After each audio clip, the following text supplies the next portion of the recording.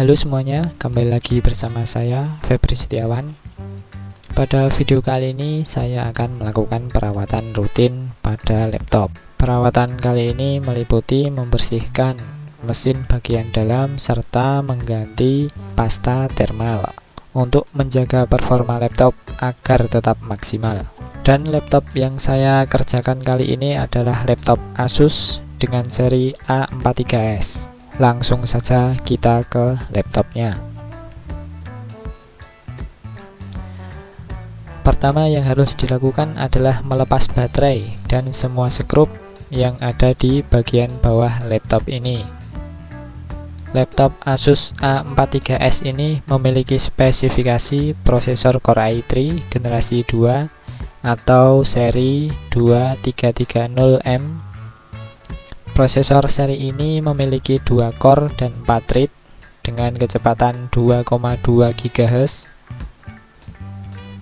Prosesor yang tergolong hemat daya listrik ini bisa support RAM DDR3 dengan maksimal kapasitas 16 GB. Tentunya kalau kalian pasang lebih dari itu akan percuma karena yang bisa ditangani oleh prosesor ini hanya 16 GB untuk maksimalnya. RAM atau memori bawaan dari laptop ini hanya 4 GB. Namun pada laptop yang saya kerjakan kali ini sudah di-upgrade menjadi 8 GB. Serta harddisknya pun sudah di-upgrade ke SSD.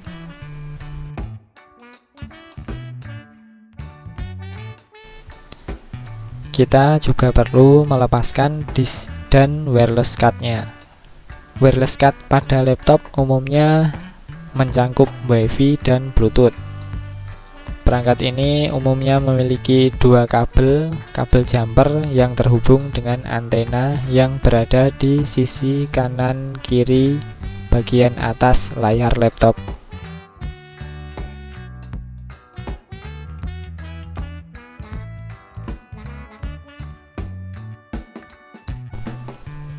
Langkah selanjutnya adalah melepaskan keyboard dan skrup-skrup yang ada di bawahnya. Dilanjutkan dengan mencongkel casing untuk membukanya. Untuk melepaskan casing bagian atas ini umumnya relatif sulit untuk laptop yang belum pernah dibongkar. Karena casing dari laptop memiliki ukuran yang presisi dan sedikit ada pengunci kecilnya.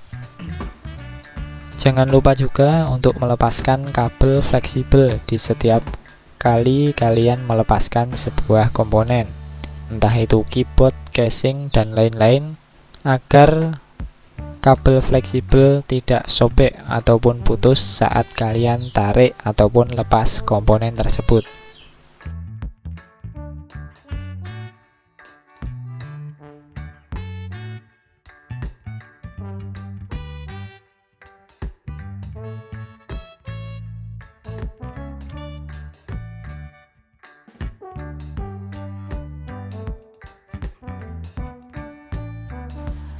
Setelah casing ini berhasil terbuka, kita akan langsung melihat betapa kotornya laptop yang lama tidak dibersihkan.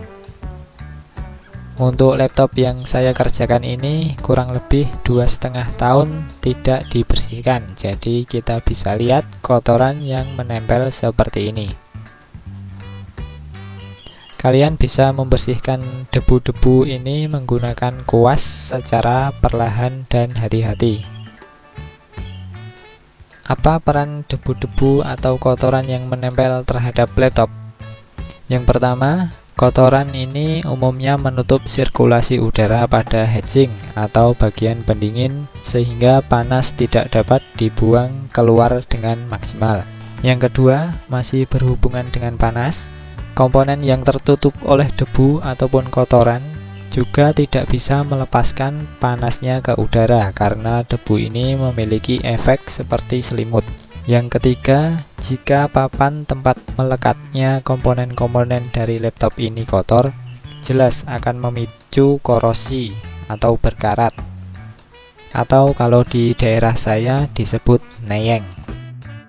Yang keempat, Kotoran yang menempel juga beresiko menyebabkan adanya arus pendek ataupun short pada mainboard yang tentunya akan merusak komponen pada laptop yang menyebabkan laptop error atau bahkan mati total.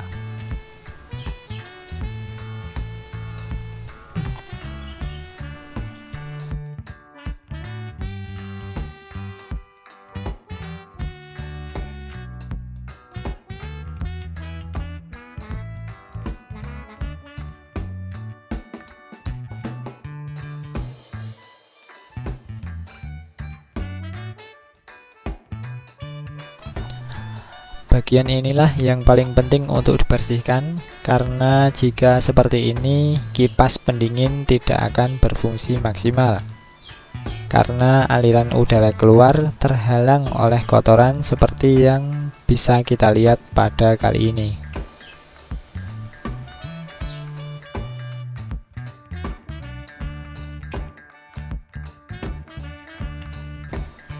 Selain membersihkan kotoran yang menempel pada mesin, hal yang perlu dilakukan lagi adalah mengganti pasta thermal. Hal ini perlu dilakukan karena pada umumnya pasta thermal yang terkena panas dalam waktu yang lama akan kering.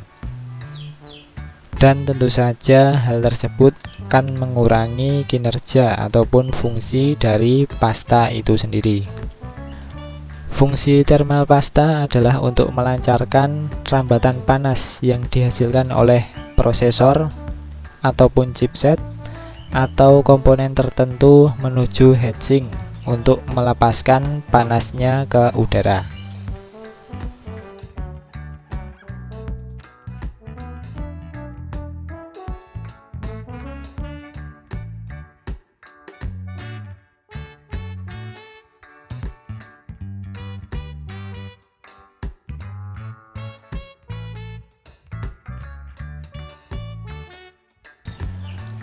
Langkah selanjutnya yaitu membersihkan soket ataupun kuningan pada RAM. Di sini saya hanya membersihkan menggunakan tangan. Untuk hasil yang lebih maksimal, kalian bisa membersihkan menggunakan penghapus karet. Cara ini juga sering dilakukan oleh teknisi-teknisi komputer untuk mengatasi komputer yang mengalami masalah RAM tidak terbaca ataupun komputer yang mati, tidak ada tampilan apa-apa pada layar, namun indikator power menyala. Setelah semua hal tadi sudah dilakukan, sekarang tinggal rakit kembali semua komponen ini ke posisi semula. Pastikan semua kabel terpasang pada soket masing-masing, misalnya soket fan atau kipas, speaker, USB, layar, dan keyboard.